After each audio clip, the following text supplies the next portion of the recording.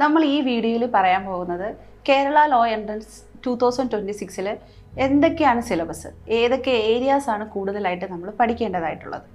First one, ഇതിൽ 4 പാർട്ടായിട്ടാണ് Kerala law entrance exam divide ചെയ്തിരിക്കുന്നത്.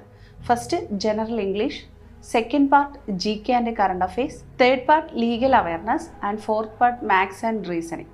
ഇങ്ങനെ 4 ഘട്ടമായിട്ടാണ് ലോ എൻട്രൻസിനെ ഡിവൈഡ് ചെയ്തിരിക്കുന്നത്. അപ്പോൾ ഇതിൽ കൂടുതൽ പഴയ ക്വസ്റ്റ്യൻസ്, പ്രീവിയസ് ക്വസ്റ്റ്യൻസ് ഒക്കെ എടുത്ത് നമ്മൾ നോക്കുകയാണെന്നുണ്ടെങ്കിൽ, റീസെൻ്റ് ആയിട്ടുള്ള ക്വസ്റ്റ്യൻസ് എടുത്ത് നോക്കുകയാണെങ്കിൽ ഇംഗ്ലീഷിലും ലീഗൽ ആപ്റ്റിറ്റ്യൂഡുമാണ് കൂടുതൽ ക്വസ്റ്റ്യൻസ് നമുക്ക് ചെയ്തെടുക്കാൻ പറ്റുന്ന ഒരു ഏരിയ എന്ന് പറയുന്നത്.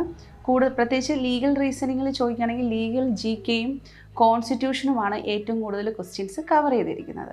അതുപോലെ തന്നെ ഇംഗ്ലീഷ് 36 ക്വസ്റ്റ്യൻ, ടോട്ടൽ 120 ക്വസ്റ്റ്യനിൽ 36 ക്വസ്റ്റ്യൻ എന്ന് പറയുന്നത് ഇംഗ്ലീഷാണ്, ജനറൽ ഇംഗ്ലീഷാണ്. നന്നായിട്ട് കൃത്യമായി ചിട്ടയോടുകൂടി പഠിക്കുന്ന ഒരു കുട്ടിക്ക് 36ൽ ഒരു 33-34 ക്വസ്റ്റ്യൻസും എഴുതാൻ പറ്റും എന്നുള്ളതാണ്. ലീഗൽ ആപ്റ്റിറ്റ്യൂഡിൽ 42 ക്വസ്റ്റ്യനാണ് 120 ക്വസ്റ്റ്യനിൽ ചോദിക്കുന്നത്. ഇപ്പോൾ 42ൽ തന്നെ നമുക്ക് 40യും നമുക്ക് എഴുതാൻ പറ്റും.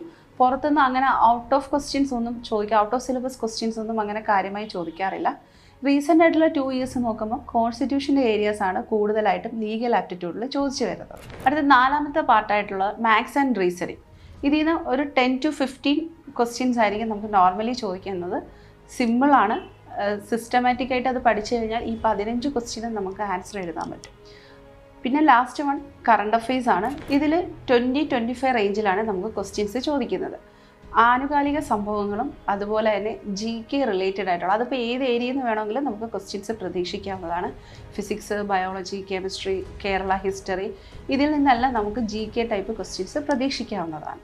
കൃത്യമായി പഠിച്ച് ചിട്ടയായ മോക്ക് ടെസ്റ്റുകളും കാര്യങ്ങളും പ്രിപ്പയർ ചെയ്ത് കഴിഞ്ഞാൽ ക്ലീ എൻട്രൻസ് എക്സാം നിങ്ങൾക്ക് നന്നായിട്ട് എഴുതിയെടുക്കാൻ പറ്റുന്ന ഒരു എൻട്രൻസ് എക്സാമിനേഷനാണ്. ക്ലീ 2026 സിലബസിനെ കുറിച്ച് പറയുകയാണെന്നുണ്ടെങ്കിൽ, കഴിഞ്ഞ 2 വർഷമായിട്ട് സിലബസിൽ കാര്യമായ ചേഞ്ചസ് ഉണ്ടായിരുന്നു.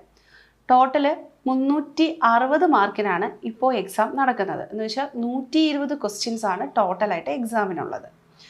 അതിന് മുന്നേ ഉള്ള കാലഘട്ടങ്ങളിൽ 200 ക്വസ്റ്റ്യൻസ് ആയിരുന്നു എൻട്രൻസിന് വന്നിരുന്നത്. അത് കട്ട് ചെയ്തിട്ടാണ് 120 ക്വസ്റ്റ്യനിലേക്ക് പാറ്റേൺ മാറിയത്. അതുപോലെ തന്നെ ടൈം 3 മണിക്കൂർ എന്നുള്ളത് ഇപ്പോൾ 2 മണിക്കൂറായിട്ട് കുറച്ചിരിക്കുകയാണ്. കട്ട് ഓഫ് ഇപ്പം ഒരെണ്ണം കറക്റ്റ് ചെയ്ത് കഴിഞ്ഞാൽ നമുക്ക് 3 മാർക്കും, അതുപോലെ തന്നെ ഒരു റോങ് ആൻസറിന് 1 മാർക്ക് വെച്ച് ഡിഡക്റ്റും ചെയ്യും. ഓൺലൈൻ ബേസ്ഡ് എക്സാമാണ് പ്രധാനമായിട്ടും ക്ലീ എൻട്രൻസ് എക്സാമിന് നടത്തുന്നത്.